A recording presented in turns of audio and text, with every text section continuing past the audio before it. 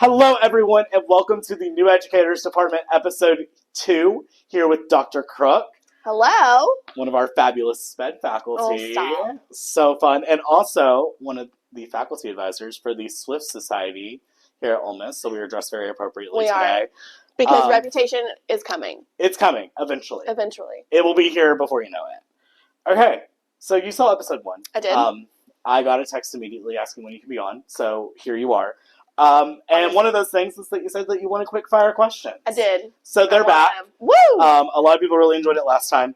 So we're just going to go through them. Okay. What is your favorite restaurant here in Oxford? El Agave. Good choice. Mm-hmm. Favorite things to do here in Oxford?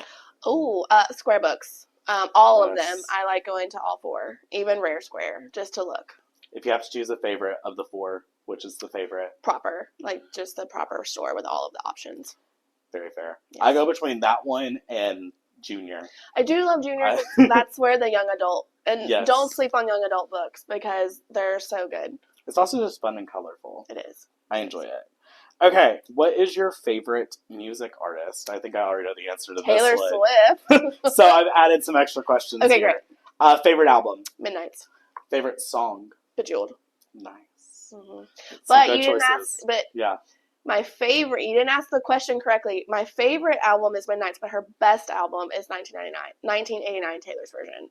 Okay. I will stand by that. That's her best album. I personally stand by Rep, but I do love. we Rep. can disagree sometimes. We can. Okay. What is your favorite book that you've read recently? Oh, that's tough. So I read a lot for fun. So I'll give you a few genre specific. Yeah. So Vicious by V.E. Schwab is kind of like one of my like go-to suggestions if you're trying to get into like fantasy. It's fantasy and magic, but not with like fairies and dragons. So like they are people, human beings with power. And so I love that book. So that's Vicious by V.E. Schwab.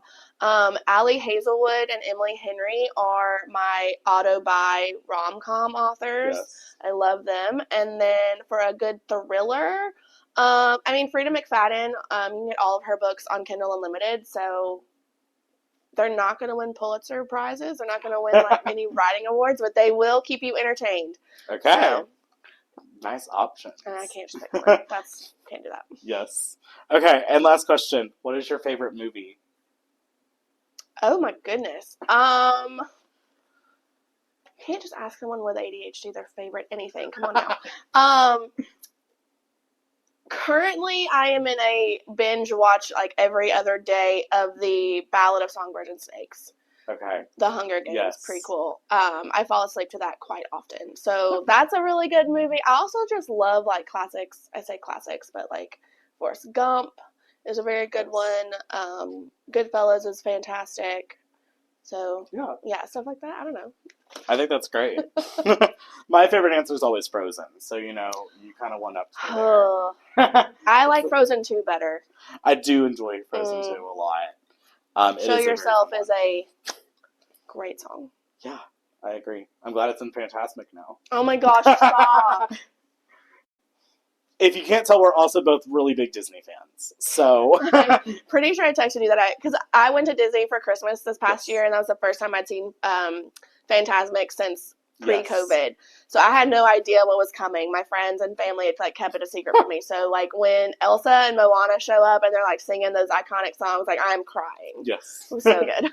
Gets me every single time. Every time. So speaking of Disney. Okay. You did something. I did. The DCP. I did. Disney College Program. Yes, 1,000%. Yeah. So the Disney College Program, it is still in existence. So just because I'm a ancient Viking, that's fine. So the college program itself is packaged as an internship opportunity. You can apply and go after you have completed, I think it's 1 full semester of college. And you can do multiple times. I have several friends who did multiple programs.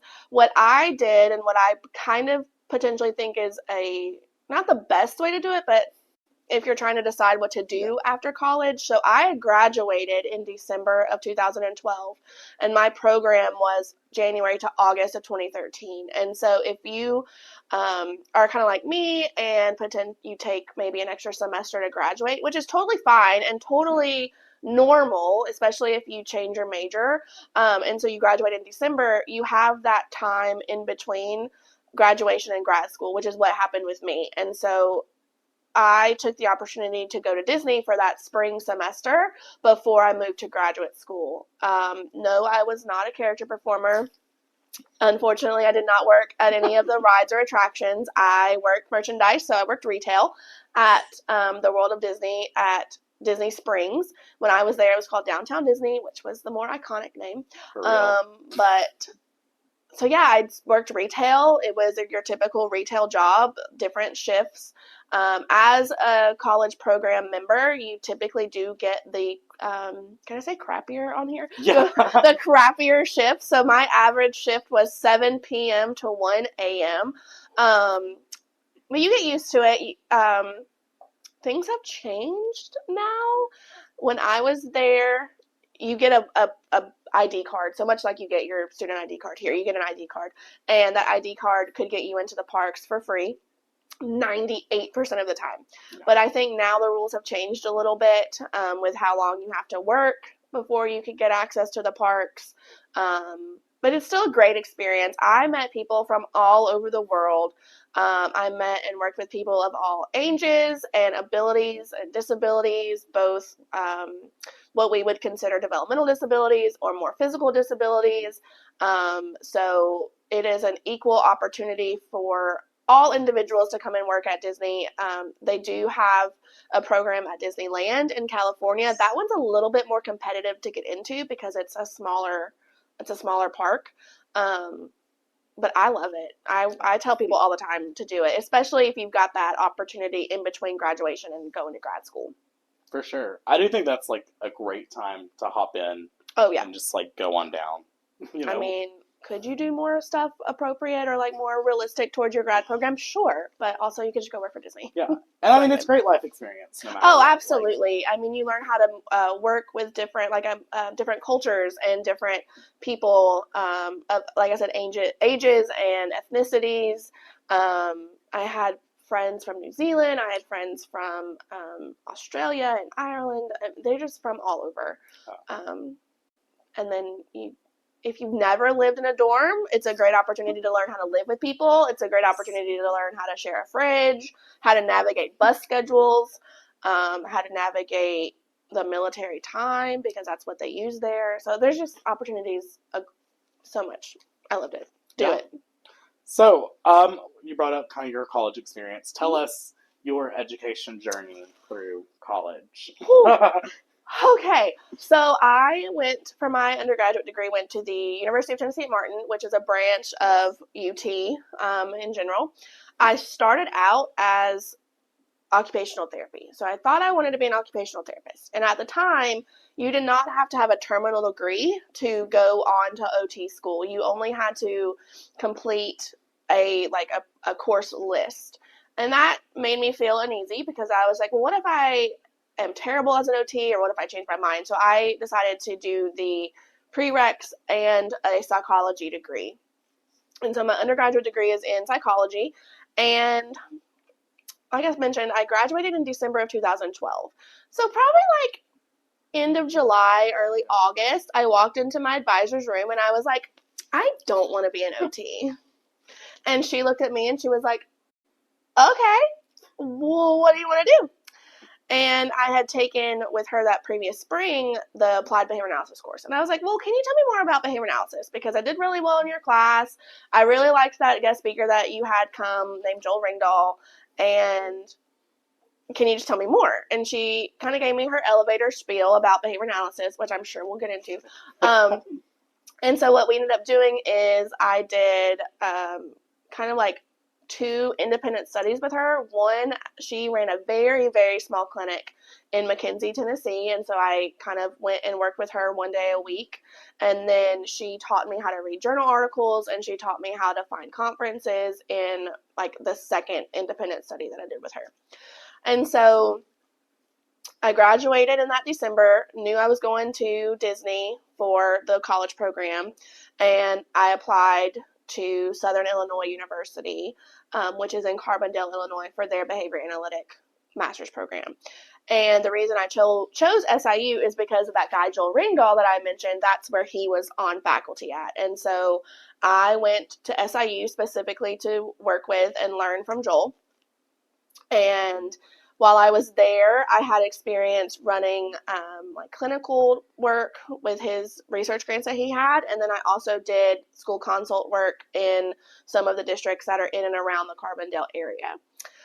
When it was so that would have been the fall of 2013, and I would have graduated in the spring of 2015. So right around this time, that late March, early April, when you're starting to think about potentially what to do and job opportunities, I had kind of already been talking to Joel about how I didn't feel like I was ready to work as a behavior analyst because I wanted to learn more. I kind of had this feeling of like, there's still more. I need to learn more. And so I started talking to him about doing doctoral work and getting my PhD. And so we had been chatting, and that's when he told me that he was leaving SIU and going to the University of Georgia, and that he had been given the opportunity to bring 2 students with him to Georgia. And so myself and my friend, Dr. Maggie Maloney, went with him to Georgia to study as his doctoral students. And so then I went to UGA for 4 years. My PhD technically is in special education with an emphasis in applied behavior analysis. And while I was there, I did a lot of work in the Clark County School District, both with their special education students and staff, and then with their general education students and staff. We also did clinical work on campus with severe problem behavior. So if you ever take one of my classes, EDSP 327, for example, I will talk a lot about getting beat up and getting chairs thrown at me and that type of behavior, because that's what we did work with. I worked with severe behavior in the classroom and in the clinical setting. So I have 3 degrees from 3 different universities, and then I made my way here to the University of Mississippi. So Yeah. that's kind of, didn't want to be an OT, is how it all started. I was like, didn't want to be an OT. But it started the chain reaction. And it did. And it's kind of interesting how that plays out when you truly listen to your gut and your instincts of this doesn't feel right, and going with what did feel right and what felt that most resonates with yourself. Because at the end of the day, I do have passion for behavior analysis. I will just be very blunt. I'm just very good at it. Like it just clicks, right? It just really clicks in my brain, and I really just get it. And so I definitely advise any student who might be kind of like in the midst of this just doesn't feel right, but I don't know what does feel right. What are you good at? At the end of the day, what are you good at? So for sure. that's my story. Yeah. I'm sticking to it. Let's go into ABA a little bit. We probably have some people who haven't gone into ESP yet, right, who are watching, or maybe know a little bit about it but don't fully know. Sure. So tell us a bit about that. So behavior analysis as the science is the science of behavior. We study how the environment, and the environment can be a classroom, it can be your home life, it can be going through the drive-thru at Chick-fil-A. Like, the environment is just what is surrounding us, but how the environment impacts behavior and how you can change the environment to then change behavior. And so that's the science portion of it. The applied portion comes in where we are in the classrooms or in the homes or in a clinical setting, and we are using our principles as a science to then change behavior in the more applicable setting. So teaching parents and caregivers how to change behavior, teaching teachers and staff how to change behavior by manipulating and changing the environment. More often than not, I change adult behavior and not child behavior, because a person can also be the environment. And so you, as a human entity, can impact behavior. And so if you change your behavior, then in turn, that chain reaction, you change a child or a client's behavior. Yeah. So that's the elevator spiel. Yes. If you Google, please don't. Yes. Please come talk to me first. But if you Google applied behavior analysis, you will probably get 2 hits. You will probably get criminal minds or like criminal profiling or autism.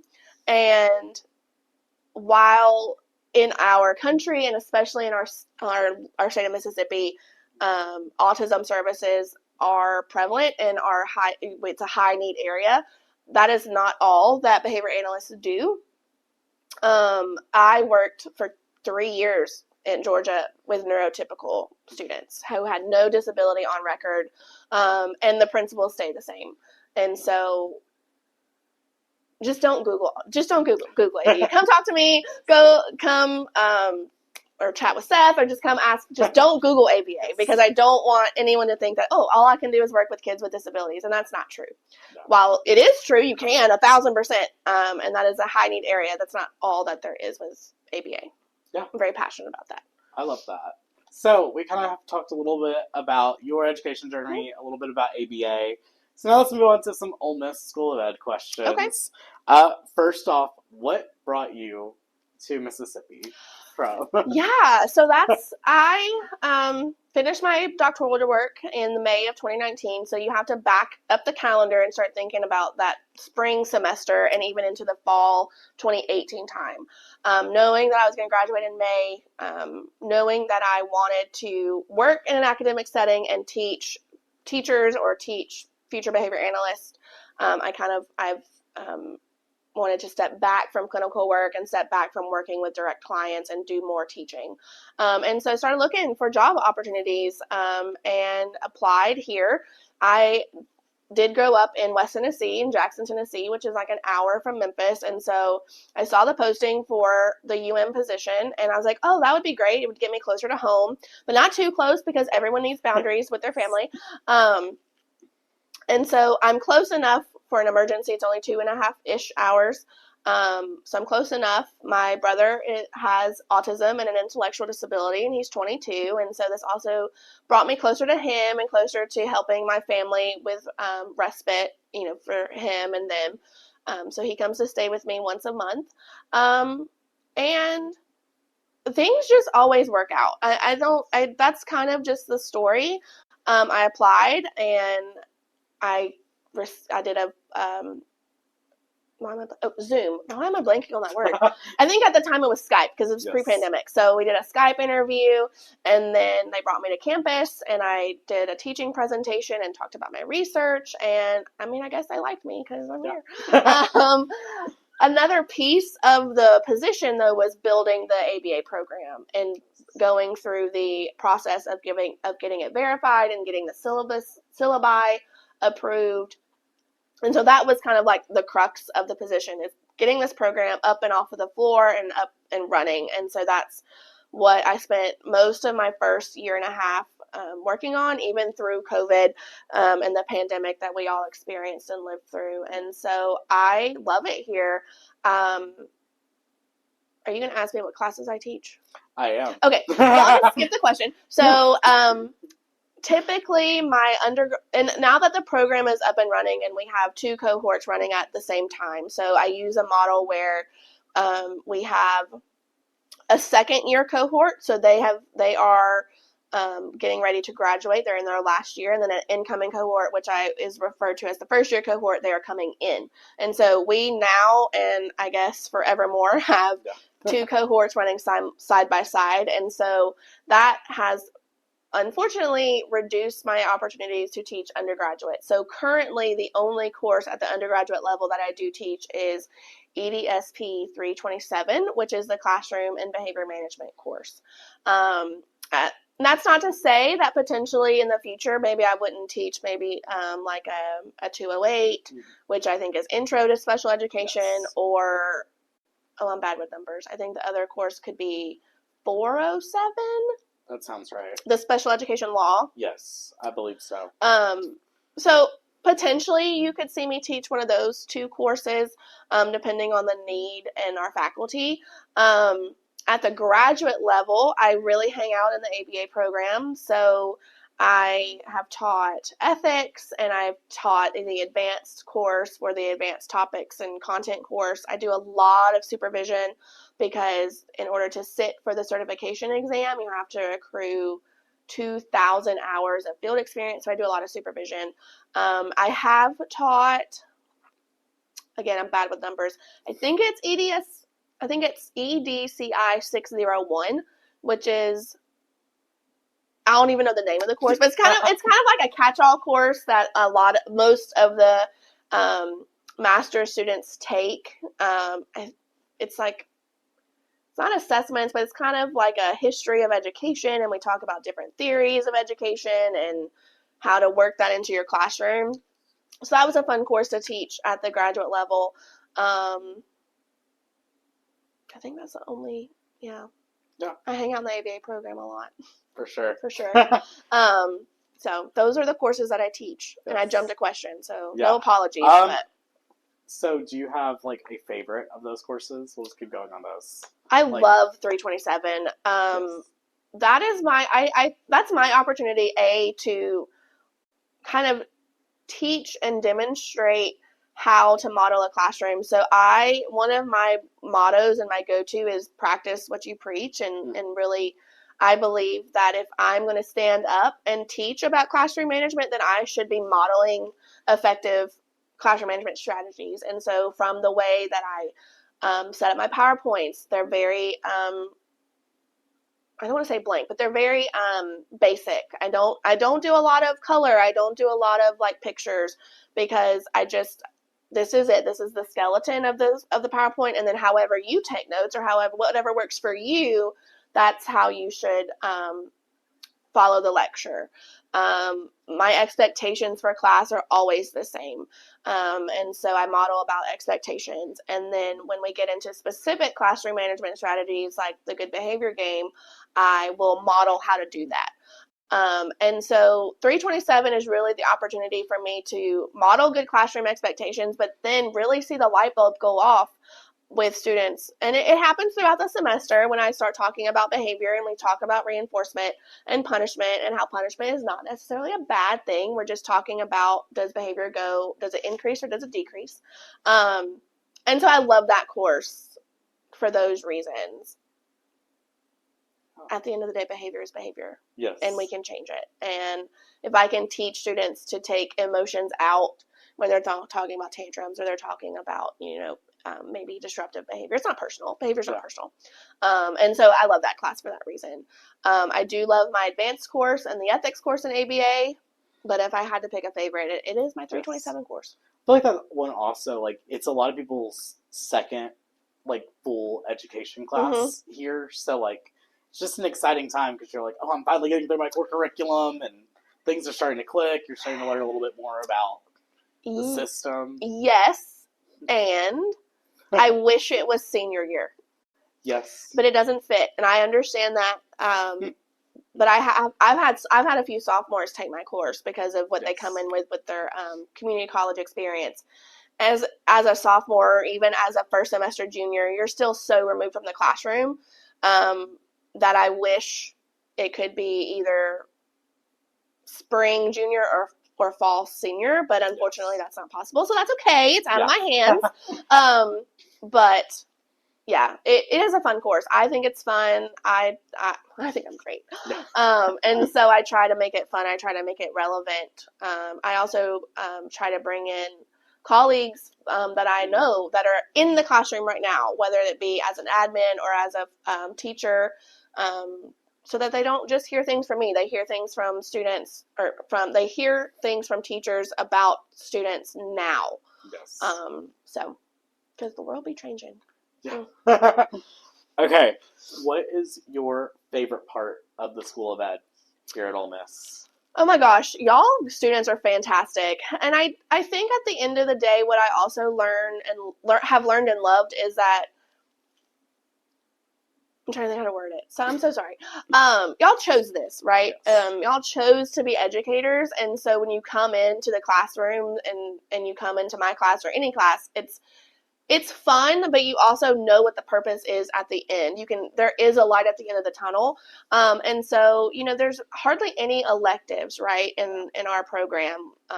You made a decision to be a teacher, and so there's a level of maturity and there's a level of understanding of the expectations in place.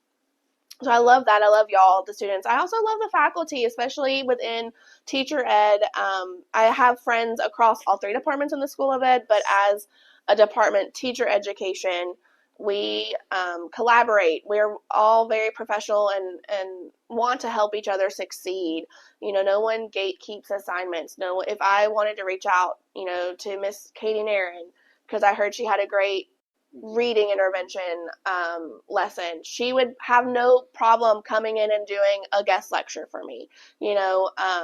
So I love that camaraderie and collaboration that we also have around here. We're a fun group. We have swag. I mean, the other departments don't have swag. Other departments don't have stuff like this with social media and trying to reach different generations of future students. So I just think that we as a School of Ed are trying to keep up with the times, and have a podcast and have an active social media and know that external reinforcers like swag is helpful for recruitment, because people work for things. And if you have a cool t-shirt, someone's going to come over to the table and talk to you just to get the cool t-shirt. Yeah, I mean, it really is like a different atmosphere here than any other department on campus. Mm-hmm. Like, just the support of the School of Ed itself is on a different level. Like, you can go into any professor's office, even if you haven't had them before, be like, hey, I hear that you're biology ed. Can you help me out real quick? 1,000%. So, or even, like, if I'm like, see students walking out, my door's open. I'm like, who are you looking for? Let me help you. So, that's part of it. Okay, final question. Oh, gosh. We're reaching the end of our time here. What is your advice to students, current, future, graduating? Ooh, okay, I can't pick just one. Yeah. So I think the first and foremost is, like I mentioned earlier, like, listen to yourself, listen to whether it be your heart or your soul or your gut, whatever, resonates with you, listen to that, because you know yourself better than anyone else. So that would be number 1. Number 2 would be eat healthy-ish. I don't even eat the healthiest, but try. But drink water and get good sleep. Never, hear me when I say this, I'm going to look right at the camera. Do not stay up all night and cram. Don't do that. That's number 1, you're not going to remember anything, and you're still probably not going to do well on the test. Number 2, you have to have sleep to function. And so that would be number 2. And then number 3, I think, would be life is too short. Don't take yourself too seriously. Don't take your professors too seriously. And I say that at myself. Like, there are some times I'm just like, y'all, I'm a human being. Don't forget that human piece of yourself and your professors and your students, because your students are also human. And so I'll tie it back to sleep. If you don't sleep well as an adult, you're grumpy. Well, why would that be any different for a student in 2nd grade? If they didn't sleep well, they're also going to be grumpy, and that's okay. We're all human beings, and so don't forget that piece when it comes to yourself, your professors, and the students that you interact with. Yeah. I think that's it. I think those are my 3. Yes. Life's too short. Yeah. Well, thank you for joining me here. You're welcome. I hope people don't think I'm crazy cuckoo pants, but you know what? If they do, that's fine. I think it's great. I think there was a lot of good information in this episode. Especially, like ABA, like you said, like, that is something that you really only get very, like, surface level in your 327. So having a little bit more and knowing more about it, I think it's just so beneficial to every student. It is. And I also think I talk too much. The 327 class is the opportunity for me to recruit, right, of students who are potentially considering staying on and getting a master's here. It's like, well, come hang out with me. So, yeah, I love it here. Come visit. Guyton 328 is where you can find me. Seth can put you in contact with me, too. So thank you, everyone, for watching. Be sure to subscribe to the YouTube channel if you're watching the video. Add us on Spotify, Apple Music. Oh, did we finally get on Apple? Yeah, we're on Apple now. we're stepping up. And iHeartRadio. So we have 4 different streaming services where you can listen to audio. Look at that. 1 video on YouTube. So be sure to follow us so you can stay up to date every other week. Seth, what happens on April 19th? April 19th is the release of Taylor Swift's new album. Also, the Swift Society's party for the new album. So if you like Taylor Swift, you want to go have some fun. Or you don't, you should come hang out with us. Yeah, that is true. You can come talk about ABA. You know, Facts. It'll be great. But be sure to go on the forum if that sounds interesting to you, because it'll be right here in Guyton Hall, room 116, I believe. Mm-hmm. So, yeah. Thank you all for watching, and have a Bye. great rest of your day.